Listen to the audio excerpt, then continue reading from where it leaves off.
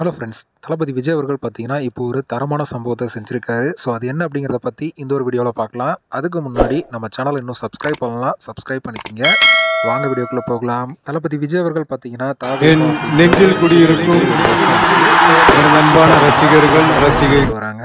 So Jananayagan படத்துக்கு அப்புறம் பார்த்தீங்கன்னா, தளபதி விஜய் அவர்கள் முழுநேர அரசியல்வாதியா களமிறங்க போறாரு. இதற்கிடையில கட்சி சம்பந்தப்பட்ட பணிகளையும் பார்த்தீங்கன்னா, திறம்பட செஞ்சுட்டு வராரு. இந்த நிலையில இன்னைக்கு பார்த்தீங்கன்னா, ஒரு ஹேஷ்டேக் ஒன்று சோஷியல் மீடியாவில் பயங்கர வைரலா போயிட்டு இருக்கு. அது என்ன அப்படின்னு பார்த்தீங்கன்னா, டிவிகே ஃபார் டிஎன் அப்படிங்கிற மாதிரி பார்த்தீங்கன்னா ஒரு ஹேஷ்டேக்கை தளபதி ரசிகர்கள் இப்போ வெறித்தனமா ஷேர் செஞ்சுட்டு வராங்க. இப்போ ட்ரெண்டிங்லையும் பார்த்தீங்கன்னா, அதுதான் நம்பர் 1ல இருந்துட்டு வருது.